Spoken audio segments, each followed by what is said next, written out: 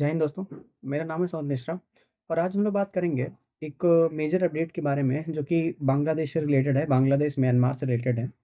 अभी कुछ ऐसा हुआ है 2-3 दिन पहले कि बांग्लादेश का बीपी बढ़ चुका है। मैंने आपको इससे पहले बताया था कि बांग्लादेश को आने वाले समय में काफ़ी चैलेंजेस फेस करने वाला है। अब उसकी शुरुआत हो चुकी है।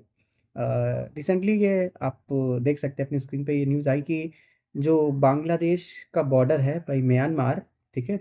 उसके ऊपर अराकान आर्मी का कैप्चर कर लिया, यानी कि जो म्यांमार की बेसिकली आर्मी थी उसको हटा करके अराकान आर्मी जो कि वहाँ के रेबल ग्रुप है उसने बांग्लादेश बॉर्डर को कैप्चर कर लिया है। अब इससे बांग्लादेश का बीपी क्यों बढ़ने लगा है, मैं आपको ये बात बताता हूँ।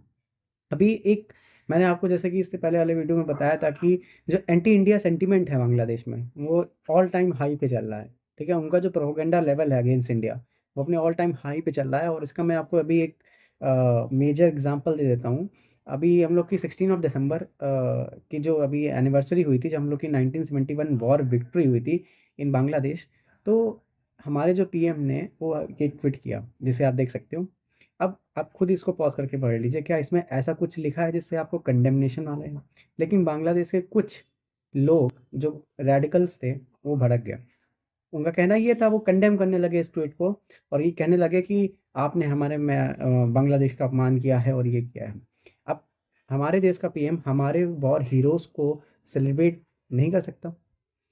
अगर ऐसा नहीं कर सकता, ये पहली बात तो ये गलतफ़हमी में ये रहना भूल जाए। और उनका ये बोलना था, जो बांग्लादेश के लोगों का, उनका ये कहना था कि बांग्लादेश में की लिबरेशन में इंडिया सिर्फ़ एक सहयोगी था, यानी कि एलाई था। बाकी सारा काम उन्होंने खुद किया है। अच्छा, बांग्लादेश बना है उन 3000 इंडियन सोल्जर के खून से। वो बना है valour of the Indian armed forces. Indian army, navy, air force ने अपने स्ट्रेंथ से बांग्लादेश का फॉर्मेशन किया है और हमने आपको वो नेशन थाली में परोस के दिया था। ठीक है? तो इस भ्रम में मत रहिएगा। एंड वन मोर थिंग, अभी अब रिसेंट डेवलपमेंट में बात कर लेते हैं, ये आप देख सकते हैं अपनी स्क्रीन पर।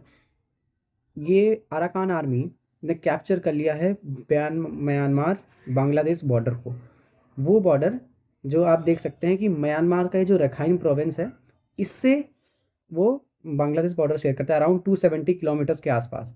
और मेजर बात ये है कि बांग्लादेश का जो 95% तक बॉर्डर है वो इंडिया के साथ लगता है और बाकी सिर्फ 2 ही कंट्री के साथ बांग्लादेश बॉर्डर शेयर करता है, एंड सेकंड इज़ म्यांमार।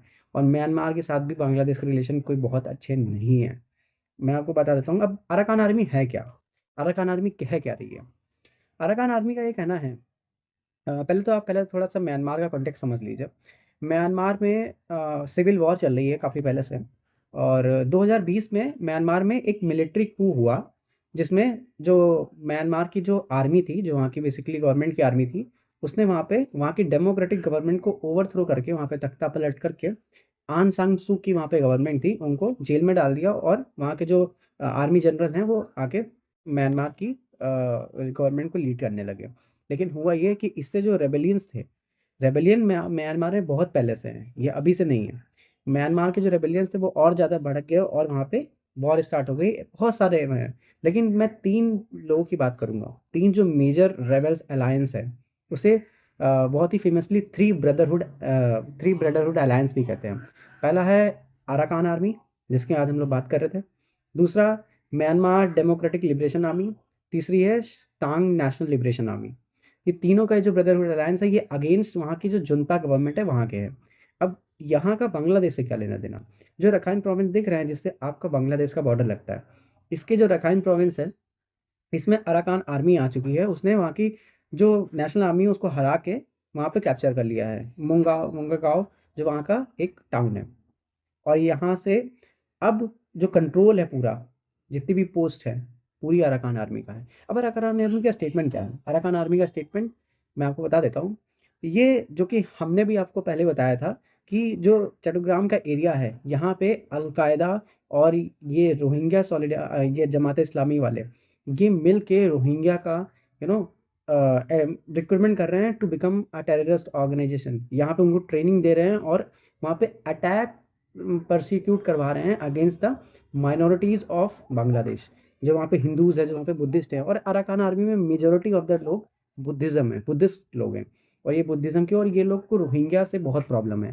तो बात है कि जो काफ़ी रोहिंग्या जो इन्फिल्ट्रेट किए थे बांग्लादेश में, तो बांग्लादेश में एक मेजर ऑर्गेनाइजेशन है जिसका नाम है RSO, Rohingya solidarity organisation. Rohingya solidarity organisation क्या काम कर रही है? रोहिंग्या सॉलिडारिटी ऑर्गेनाइजेशन काम ये कर रही है कि ये अल-कायदा के साथ मिलकर आरएसओ रोहिंग्या को रिक्रूट कर रही है और वहाँ के जो परसिक्यूशन कर रही है, वहाँ की जो माइनॉरिटीज़ हैं। और एक और चीज़ मैं बता दूँ, ये अटैक्स प्लान कर रही है, terrorist attacks in Assam, in west Bengal, in Myanmar also. तो ये इंडिया नहीं कह रहा, ये अराकान आर्मी कह रही है कि हम ये है कि हम इन पे अटैक करेंगे अगर हमें ये पूरी इन्फॉर्मेशन सही लगी। सही जब इनको इन्होंने ये बात कही है कि हम इन पे अटैक करेंगे अगर इन्होंने हमारी सिक्योरिटी को थ्रेटन किया। और ये मैं आपको बता रहा हूँ, मैं असम में अल-कायदा एक्टिव है और ये जो रोहिंग्या का रिक्रूटमेंट है, ये इंडिया के ऊपर टेररिस्ट अटैक कराने का एक मेजर थिंग है। मैंने आपको आईएसआई का इससे पहले लिंक जो बताया था, आज मैं कल जो मोहम्मद यूनुस हैं, वो मिले हैं शहबाज शरीफ से इन इजिप्ट। क्या बात करी है? वहाँ पे जो आईएसआई के ऑपरेटिव्स हैं, उन्होंने क्या बात करी है? उन्होंने ये बात करी है कि जो रोहिंग्या बांग्लादेश में जो शेल्टर लेके रखी है, जो कैंप्स है रोहिंग्या का, उनको रिक्रूटमेंट किस तरीके से अल-कायदा और इन सब में कराया जाए और ताकि उनको यूज़ किया जाए on the attacks of minorities of Bangladesh और in fact to perform a terrorist attacks in part of India as well. तो ये इंडिया की सिक्योरिटी के लिए भी और म्यांमार की सिक्योरिटी के लिए भी बहुत ही थ्रेटन करने वाली बात थी। तो अराकान आर्मी का तो जवाब आ गया इस पे। तो इंडिया क्या जवाब देता है? तो मैंने आपको पहले ही बताया था कि Bangladesh is facing severe issue. India ने भी धीरे-धीरे से अपना बांग्लादेश को सबक सिखाना स्टार्ट कर दिया है। चाहे इनकी जो इलेक्ट्रिसिटी है उसको कम काटना हो, चाहे इनको जो मेजर ऑटो पार्ट्स हैं उसका एक्सपोर्ट हो, चाहे इनके जो वीज़ा एप्लीकेशन आते हैं उसको रिजेक्ट करना हो। तो इंडिया ने भी अपना रिस्पॉन्स देना स्टार्ट कर दिया और बड़े-बड़े इंटरनेशनल फोरम पे ये ये बात उठानी स्टार्ट कर दी है कि आप बांग्लादेश के ऊपर प्रेशर डालिए कि वहाँ की जो माइनॉरिटीज़ है वहाँ का प्रोटेक्शन करने लगे। देखते हैं ये चीज़ें कहाँ से आएँगी, लेकिन आई एश्योर्ड यू कि Bangladesh is facing a severe crisis in future.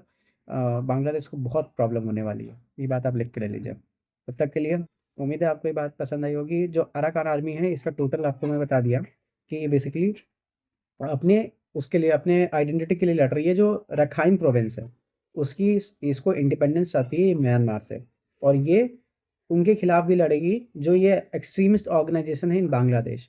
तो इससे बांग्लादेश का बीपी हाई होने लगा है। अब क्योंकि बांग्लादेश को अराकान आर्मी से लड़ने का कोई भी एक्सपीरियंस नहीं है, उनको नहीं पता कि अराकान आर्मी जब अटैक करेगी तो कैसे उनको रिट्रायलिएट करना है। तो उम्मीद है आपको ये जानकारी पसंद आई होगी। मिलते हैं नेक्स्ट वीडियो में। जय हिंद, जय भारत।